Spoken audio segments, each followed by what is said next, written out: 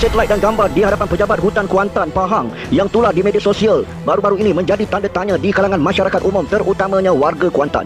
Ramai yang tertanya-tanya berikutan terlalu banyak kes pencerobohan hutan di negeri Pahang Darul Makmur sehingga integriti pejabat hutan dan kerajaan negeri Pahang sering dipersoalkan.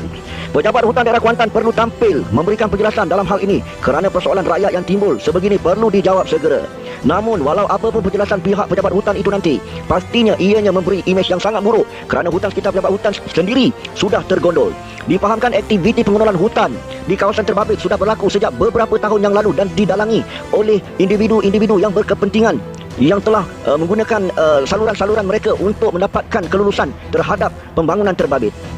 Walau bagaimanapun, pembangunan yang dibuat di dalam kawasan bandar dengan menggondolkan hutan yang nampak jelas daripada Bandaraya Kuantan, jelas sekali nampak mencemarkan imej Bandaraya Kuantan ini sendiri. Mana mungkin dalam bandar boleh ada pencerobohan hutan walaupun mendapat kelulusan daripada pihak-pihak berwajib. Namun, kawasan ini adalah tadahan hujan, tadahan air yang sepatutnya dilindungi dan dipelihara dan tidak diceroboh oleh mana-mana pihak. Namun, kerana pembangunan materialistik untuk mereka-mereka yang berkenaan, kawasan ini telah dijadikan kawasan pembangunan dan hutan-hutan ditarah, kayu-kayu dikeluarkan dan ini boleh dilihat dengan jelas kepada mereka yang datang ke Bandar Kuantan. Pemandangan ini jelas sekali amat memedihkan mata dan menyebabkan warga-warga Kuantan sering tertanya-tanya apakah begini sehingga kelulusan pembangunan terhadap hutan-hutan yang digondolkan itu boleh dibuat tanpa memikirkan masa depan. Pengarah Jabatan Hutan Negeri Pahang, Datuk Muhammad Hizamri Muhammad Yassin, dalam satu kenyataan baru-baru ini mendakwa kawasan hutan yang digondolkan bersebelahan pejabat hutan daerah Kuantan itu merupakan tanah milik persendirian dan bukannya kawasan hutan simpan kekal HSK seperti didakwa dan ditularkan setengah pihak. Beliau berkata kawasan yang dibayarkan merupakan 2 lot tanah milik persendirian seluas 20 hektar yang terletak di luar kawasan hutan simpan kekal Bukit Galing. Beliau memberitahu bagaimanapun beberapa aktiviti penguatkuasaan telah turut dilakukan di kawasan tersebut pada Jun 2016 atas beberapa kesalahan yang dikenal pasti. Jabatan telah menahan kerja projek memecah batu granit di kawasan itu pada 2016 kerana ketika projek itu dijalankan, pejabat mendapati pihak kontraktor telah melakukan kerosakan pada tanda cat sempadan hutan simpan Bukit Galing.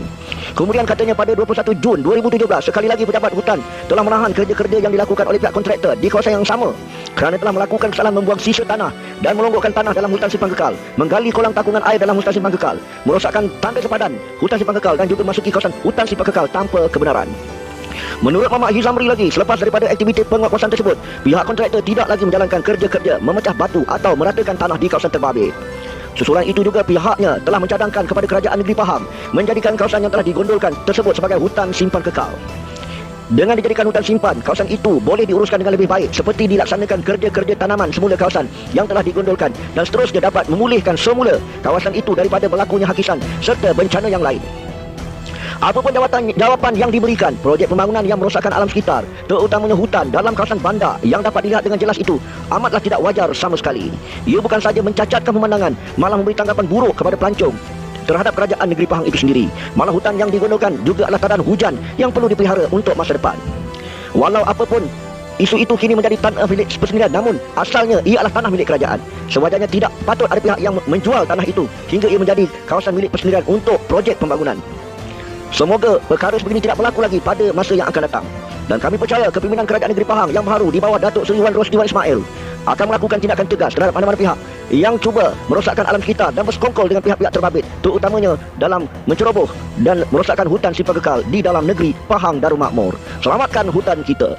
Jika anda gemarkan laporan berita dari channel ini, jangan lupa like, follow, share dan subscribe CMK TV, Suara Rakyat Marhain.